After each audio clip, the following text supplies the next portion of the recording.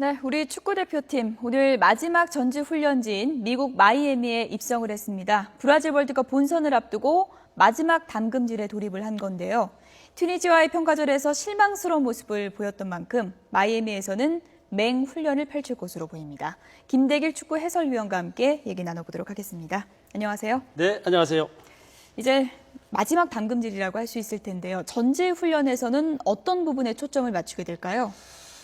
일단 튀니지전의 출정식 좀 좋은 내용 결과였으면 좋았을 텐데 좀 실망스럽지 않았습니까? 이제 그런 보완점들을 홍명보 감독은 이제 찾아야 되겠죠. 또 단시간 안에 이 팀의 어떤 개개인 능력치를 끌어올리기보다는 어떤 조직력을 극대화시키고 선수들의 어떤 체력을 끌어올리는데 아마 집중적으로 해야 되지 않을까 하는 생각이 듭니다. 튀니지 평가전 보면은 공격, 수비 다 아쉬웠다 이런 평가들이 상당히 많았는데 특히 어떤 부분에 문제가 더 많았습니까? 근데 뭐 사실 공격, 수비, 미들 평가하기엔 좀 어려웠던 경기 내용이었어요. 그러니까 이제 결과가 좀 나빴더라도 내용이 좋았더라면 좀 안 된 장면들을 좀 지적을 할 텐데 한마디로 딱 요약하면요.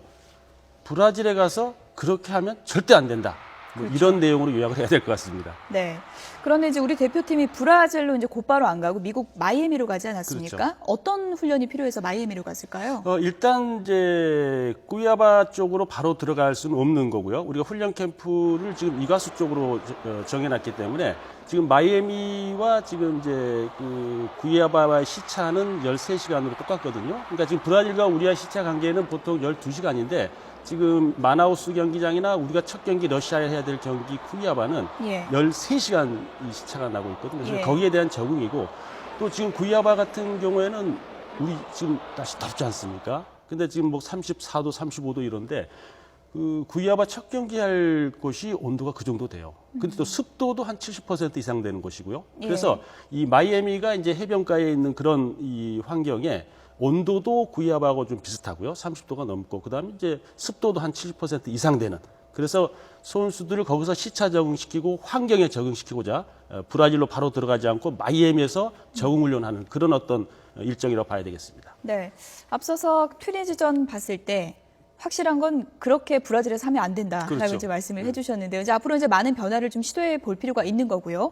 지금 이제 홍명보 감독도 고민이 상당히 많을 텐데 무엇보다 이제 주전 왼쪽 풀백 자리에 누구를 놓을 것인가 이 고민도 상당히 깊어지고 있을 것 같습니다. 어떻게 봐야 될까요? 그렇죠. 이제 제가 우리 김진수 선수 있지 않습니까? 제2의 이영표라고도 제가 아주 호평을 했었는데 부상 때문에 빠지고 말았어요. 거기에 이제 지금 윤석영 선수와 이제 박주호 선수가 이제 이 아주 행운을 잡았죠. 근데 이 두 선수 모두 지금 상태가 그렇게 썩 좋지 않단 말이에요. 그러니까 첫 경기 튀니지와의 윤석영 선수가 늦게 합류해서 경기를 했는데 왼쪽 측면에서 좀 불안감을 많이 보였고 또 박주호 선수도 지금 이제 이 발가락 염증 부상 때문에 이제 회복되었는데 지금 정상적인 몸 상태가 아니란 말이죠. 그래서 홍명보 감독은 남은 이제 18일 정도 남았지 않았습니까? 이 기간 동안에 어떤 선수가 조금 더 적응을 잘하고 몸 상태가 끌어오르냐 여기에 따라서 왼쪽 측면 윙백은 결정되어질 수 있고 또 하나는 김창수 선수를 원래 이제 우측입니다만 왼쪽으로 좀 이동시킬 수도 있지 않겠나 뭐 이렇게 봐야 될 것 같습니다. 네,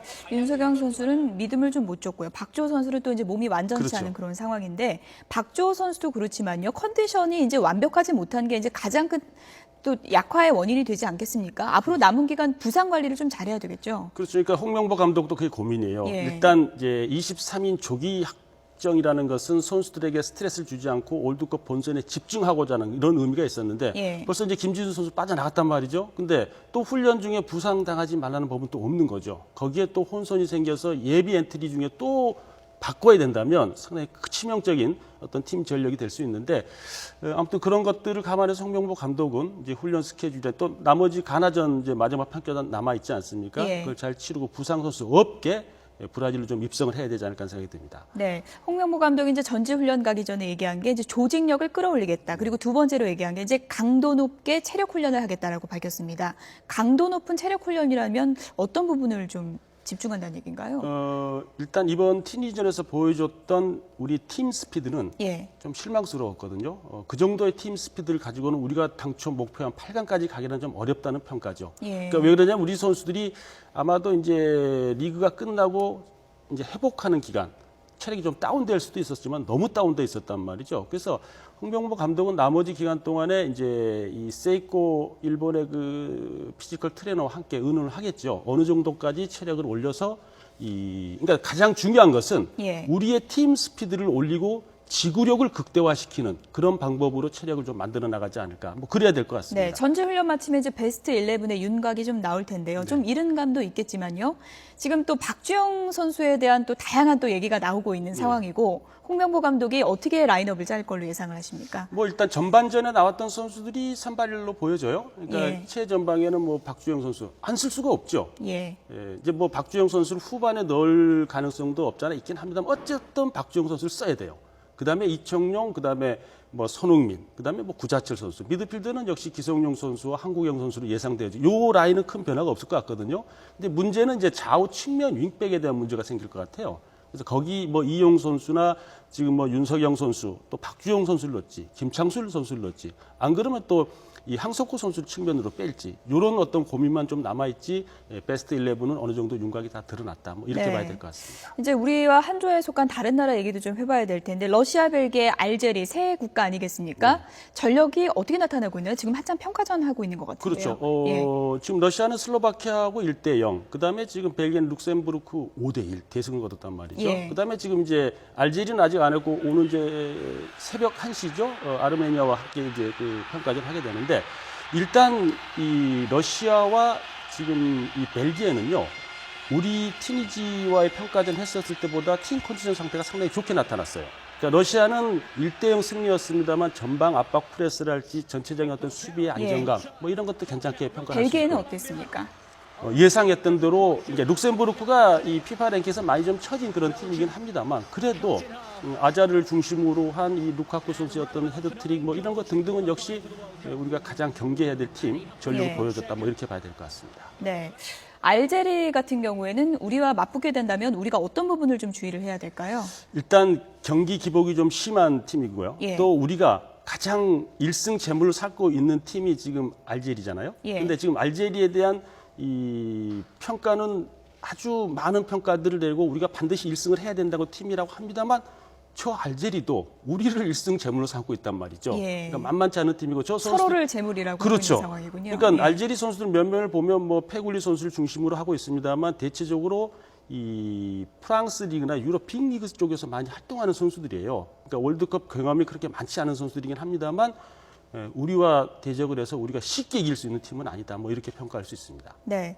이제 뭐 시간이 얼마 남지 않았기 때문에 이 며칠 안에 우리 대표팀의 전력을 최대한 끌어올릴 수 있는 방법으로 좀 긍정적인 그런 희망을 갖고 싶은데요. 네. 어떻게 보십니까? 끝으로 좀 전망을 해 주시죠. 16강, 지금 뭐 8강까지도 얘기를 하고 있는데 그렇죠. 가능성이 있다고 보십니까?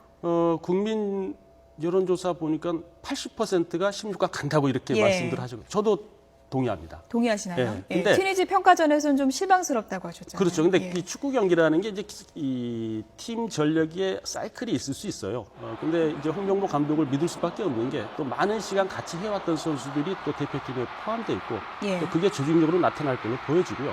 또 그 어느 이 월드컵 때보다도 우리의 조별 지금 상대 국가들이 우리가 팀 에너지를 그렇게 쏟아붓지 않아도 한번 해볼 수 있는 팀들로 구성이 되어 있단 말이죠. 예. 쉽게 이길 수는 없습니다만 그 어떤 월드컵 조별 예선보다 그래도 해볼 만한 그런 상황이고 또 8강의 목표로 하는 것은 이제 이렇죠. 저쪽 조의 지조에 독일, 포르투갈 뭐 이렇게 이 가장 강한 팀들이 있긴 합니다만 그쪽 조도 죽음의 조예요. 예. 그래서 우리가 만약에 조별 1위를 차지한다면 독일만 피한다면 8강의 목표까지도 갈 수 있지 않겠나. 뭐 이렇게 좋은 전망을 좀 해보고 싶습니다. 네, 홍명보 감독이 뭐 평가전에서 승리 때문에 전력 공개하는 건 의미가 없다. 때문에 좀 발톱을 숨기고 있는 게 아니냐. 뭐 이런 또 희망적인 시각도 많이 나오고 있는데요. 그거는 좀 제가 봤을 때는 예. 뭐 홍명보 감독이 더 집중해야 됩니다. 예. 티니전 같은 경기 브라질에서는 정말 큰일 납니다. 예, 기대를 해보겠습니다. 남은 기간 또 최강의 무기를 또 갖출 수 있겠죠. 김대길 축구 해설위원이었습니다. 고맙습니다. 네, 감사합니다.